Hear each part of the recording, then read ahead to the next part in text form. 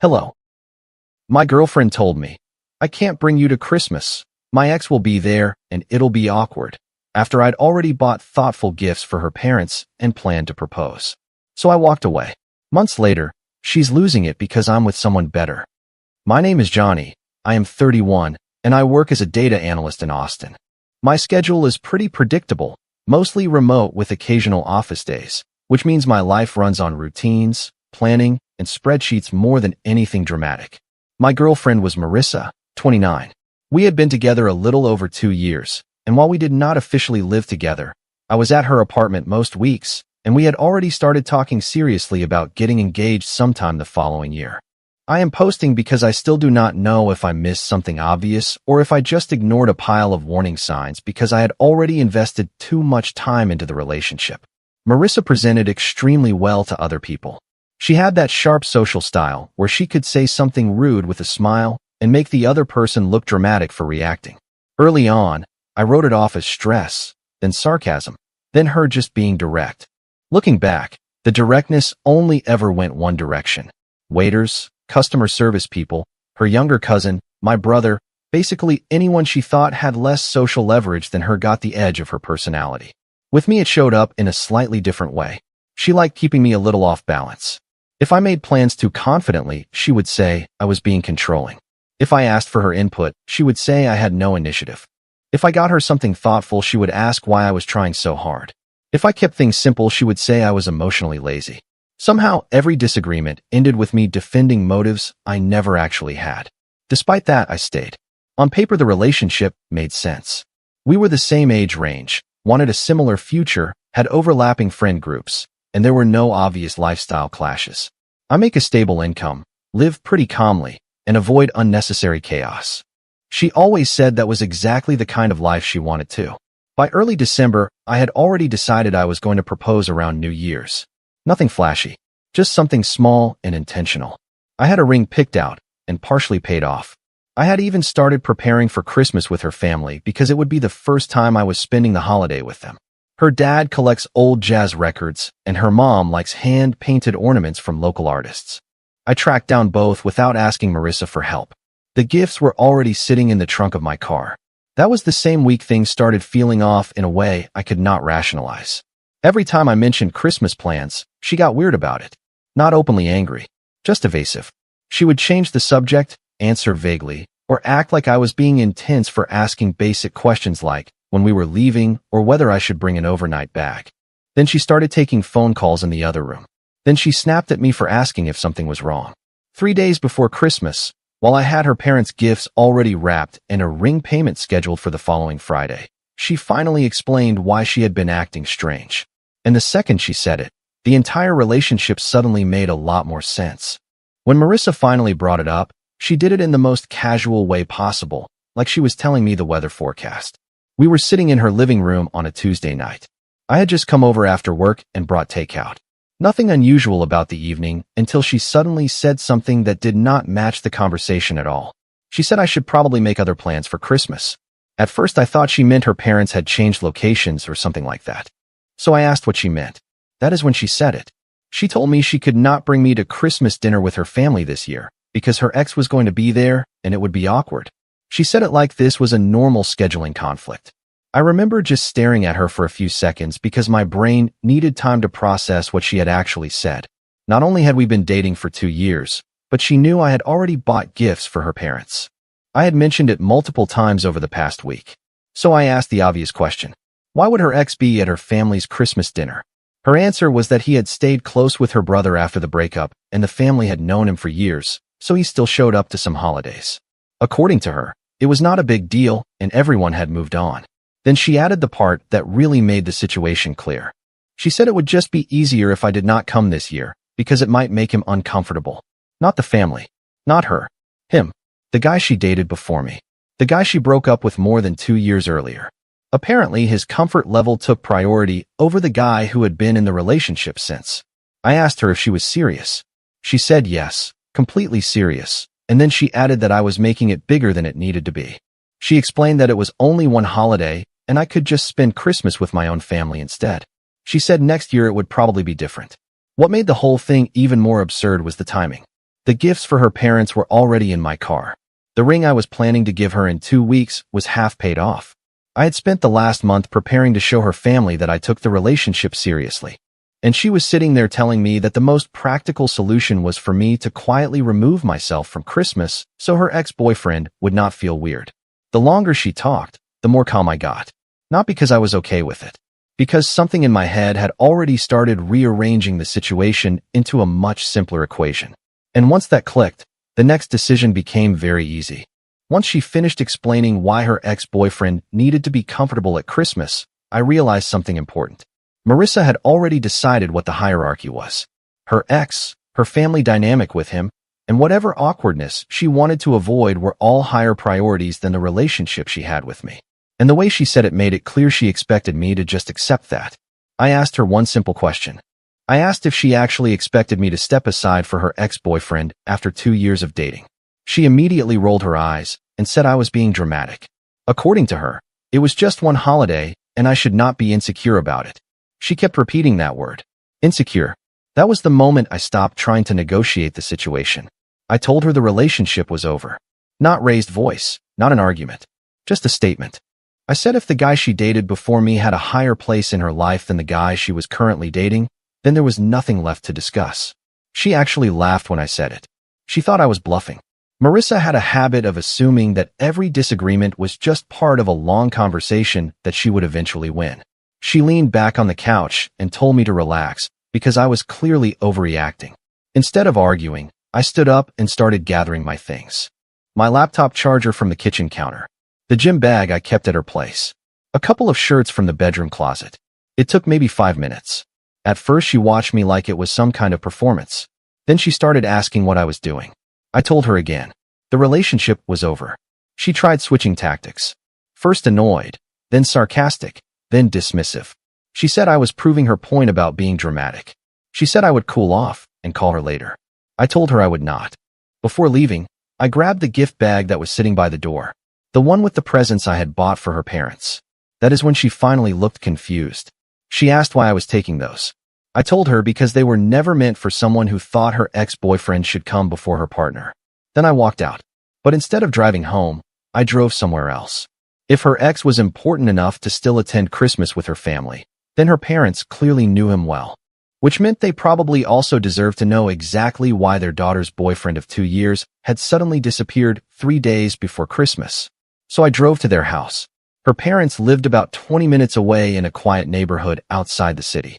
I had been there a few times before for dinner, so showing up was not strange enough to raise suspicion on its own. Still, it felt surreal pulling into their driveway knowing the relationship had technically ended less than 30 minutes earlier. I sat in the car for a minute just to make sure my head was clear. I did not want this to turn into something emotional or messy.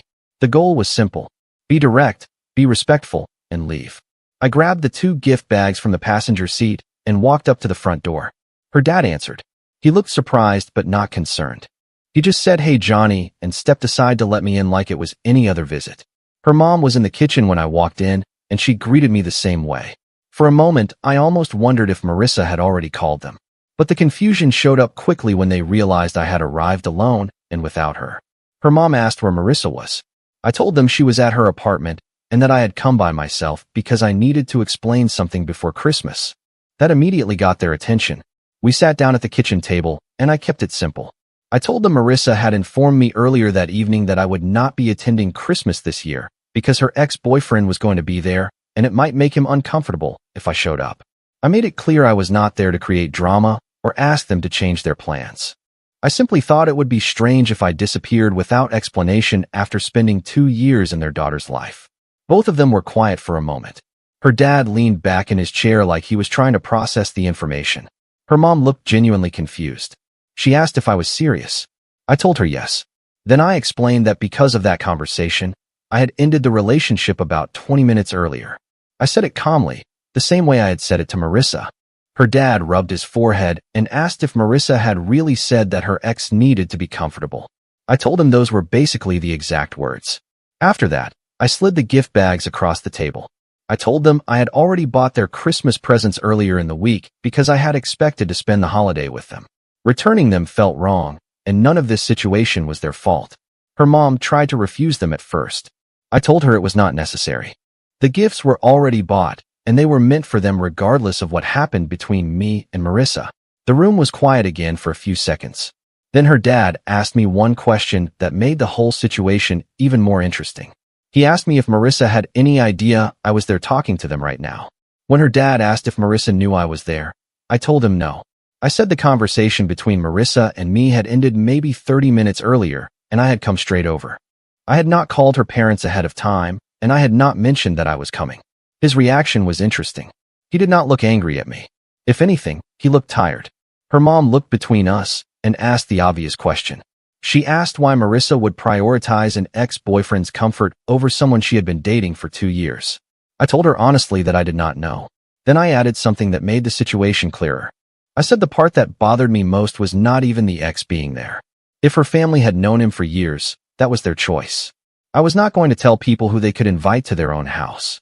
The problem was that Marissa's solution was to remove me from the situation entirely instead of expecting her ex to handle a little awkwardness like an adult. Her dad nodded slowly when I said that. Then he said something that surprised me. He told me that the ex had been coming around less over the past year because things had gotten uncomfortable after Marissa started bringing me to family events. According to him, the ex had never caused problems, but the dynamic had clearly shifted. That raised another question for me. So I asked directly, did Marissa ask them to invite the ex this year?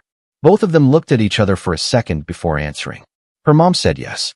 Apparently, Marissa had called a few weeks earlier and specifically asked if her ex could come to Christmas dinner because she felt bad that he would otherwise be spending the holiday alone. That changed the entire picture in about 2 seconds. It meant the awkward situation she described was not some unavoidable family tradition. She created it. Then she solved it by removing me. I did not say anything for a moment because the math on that was very simple.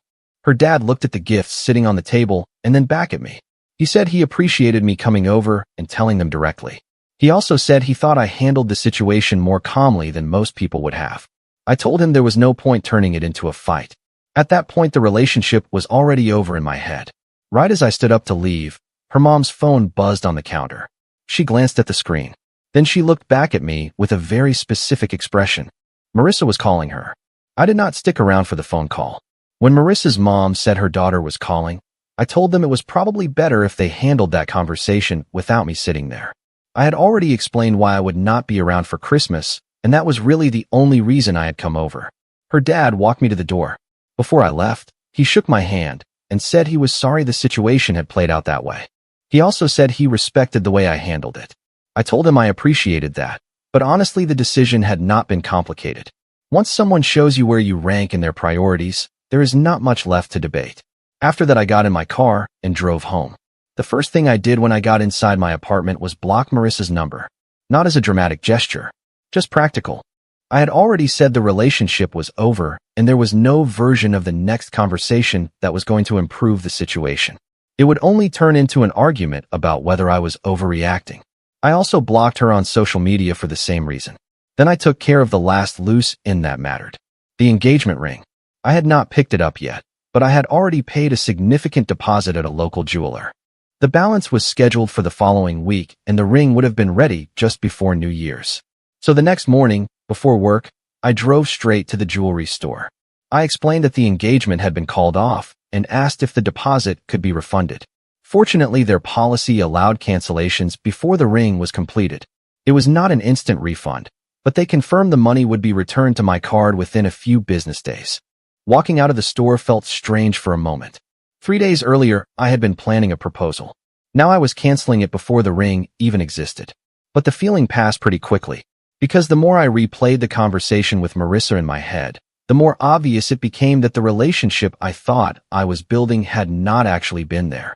For the next couple of months, things were quiet.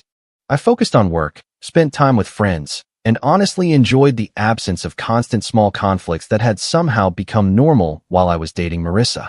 Then in early spring, something happened that made the entire situation come back around in a way I definitely did not expect. Marissa found out that I was seeing someone new. For about 2 months after the breakup, I heard absolutely nothing from Marissa, which was exactly how I wanted it. Blocking her meant I did not see messages if she sent any, and since our friend groups were not heavily overlapping, There were very few ways for information to travel between us.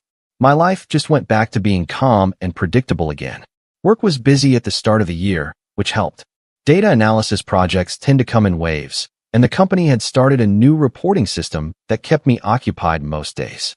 Outside of work, I started reconnecting with people I had not seen much while dating Marissa. Not because she banned me from seeing friends, but because spending time with her usually meant adjusting around her schedule and moods. Without that friction, my weeks suddenly had a lot more room in them. Around early March, I met someone new. Her name was Claire. She was 30 and worked as a physical therapist. We met through a mutual friend at a small birthday dinner, nothing dramatic. Just a normal conversation that turned into another conversation a few days later. What stood out about Claire immediately was how easy everything felt. No strange tests.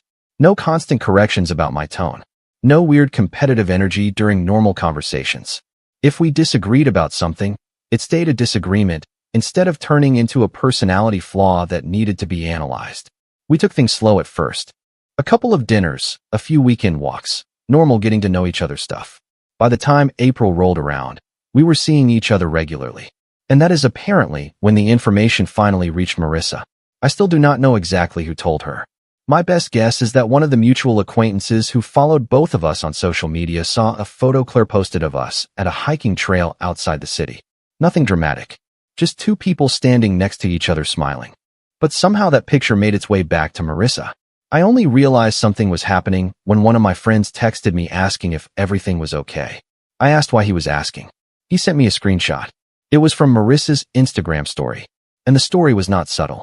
She had posted a long rant about how some men jump into new relationships immediately after a breakup because they are emotionally weak and incapable of being alone. Then she added a line about how some people fake being calm and logical but are actually just running away from accountability. She did not mention my name directly, but the timing made it very obvious who she was talking about. And apparently that was just the beginning. At first I ignored it. Marissa had always liked indirect commentary online. When we were dating, she occasionally posted vague quotes after arguments. Things about emotional intelligence, maturity, people revealing their true character. It was always designed so that people who knew the situation would understand the target. This time it was not subtle anymore. Over the next few days, the posts started getting more aggressive. She began posting multiple times a day. Long paragraphs about betrayal. About men who pretend to be stable, but are secretly manipulative. About how some women unknowingly date men who are emotionally calculating. She still did not write my name. But she did something even stranger. She started hinting at details that only people close to us would recognize. References to Christmas. Comments about someone abandoning a relationship right before the holidays. A few posts about people who walk away the moment they are challenged. Friends started sending me screenshots. Not because they thought she was right. Because they were confused about what was happening. Then the tone shifted again. Instead of vague commentary, she started posting things that felt more like a meltdown. Videos of herself talking directly to the camera about accountability in relationships. Long captions about how people who appear calm are often the most manipulative. At one point, she even wrote that some men construct an entire personality around being logical so they can avoid responsibility for hurting people. The strange part was that she still seemed convinced that she was exposing something. Meanwhile, the actual situation had been incredibly simple. She asked me to step aside for her ex. I ended the relationship. That was the entire story. But Marissa clearly could not accept that version of events. Then things escalated again. One night, she posted something that finally crossed the line from vague frustration into something that looked unstable. She uploaded a long post claiming that some men deliberately date women for years, pretend to plan a future, and then disappear without explanation to emotionally damage them. Except she added one detail that made it obvious who she was talking about. She wrote that she had been abandoned 3 days before Christmas, which was not even close to what actually happened. At that point, people who knew both of us started asking questions. And apparently Marissa was not handling those questions very well. For the most part, I stayed out of it. I did not respond to the posts. I did not comment on anything publicly. Anyone who actually knew me already understood how the breakup happened, and I was not interested in having an internet argument with someone I had already removed from my life. But the problem with public meltdowns is that eventually they stop being vague. People started asking Marissa direct questions.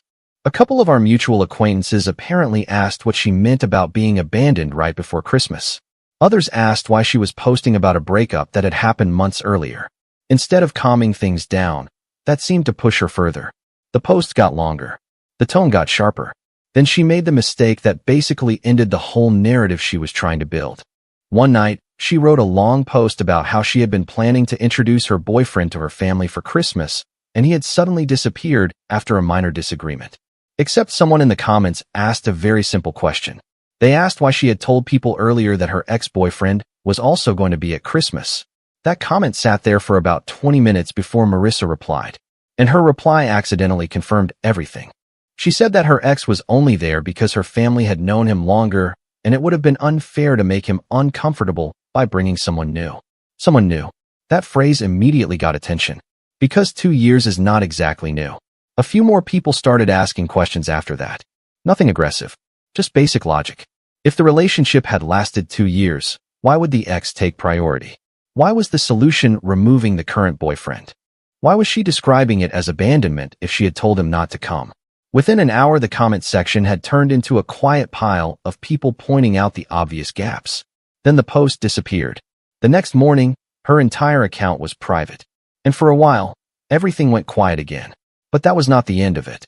Because a couple weeks later, Marissa did something that made it clear she still had not processed what had actually happened. She tried to contact me in person. About 2 weeks after her account went private, I was leaving work a little later than usual. My office building has a small parking lot behind it, and most people were already gone for the day. I was walking toward my car when I heard someone say my name. It was Marissa. I had not seen her in person since the night I packed my things and left her apartment. She was standing near the edge of the lot, like she had been waiting there for a while. My first thought was honestly confusion. I had blocked her everywhere, and we did not run in the same daily circles anymore. So the only way she could have known where I would be was if she had deliberately come looking. She walked toward me and immediately started talking. The tone was completely different from the version of events she had been posting online. She was not angry. She was frustrated and defensive at the same time. She said people had been questioning her about what happened between us, and she felt like I had allowed everyone to believe a false version of the story. I asked her what part was false. She said the way people were describing the Christmas situation made it sound like she chose her ex over me. I told her that was exactly what happened. That answer clearly irritated her. She started explaining again that it was more complicated than that. According to her, the real issue was that I had refused to be flexible about an awkward family dynamic. That was when I realized the conversation was pointless. Months had passed, and she was still trying to frame the situation as if I had overreacted instead of simply making a decision. So I told her the same thing I had told her the night we broke up. If someone asks their partner to step aside so an ex can feel comfortable at a family holiday, the relationship is already over whether they say it out loud or not. After that, I wished her well and got into my car. She tried to continue the conversation, but I did not engage. There was nothing new left to say. The interesting part came later. Because the contrast between that relationship and the one I have now made something very obvious. With Claire, nothing requires constant negotiation about basic respect. There are no strange loyalty tests, no social games, no invisible hierarchies where former partners somehow outrank current ones. Everything just functions normally. And looking back now, the biggest mistake I almost made was not leaving earlier. The Christmas conversation did not destroy the relationship. It just exposed what had already been there the entire time.